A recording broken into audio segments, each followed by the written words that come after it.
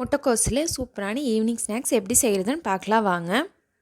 அதுக்கு 1 கப்பு முட்டைக்கோஸ் எடுத்திருக்கேன். இதை நல்லா நீளமாக நைஸாக கட் பண்ணிக்கங்க.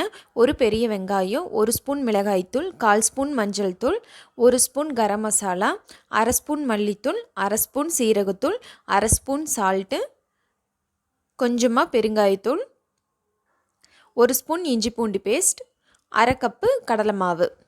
நம்ம 1 கப்பு முட்டைக்கோஸ் எடுத்திருக்கேன், அதுக்கு 1/2 கப்பு கடலை மாவு எடுத்திருக்கேன். இது லைட்டாக தண்ணி தெளித்து நம்ம நல்லா பிணைஞ்சிக்கலாம். இது ரொம்ப கொலகொலன்னு இருக்க வேண்டாம்.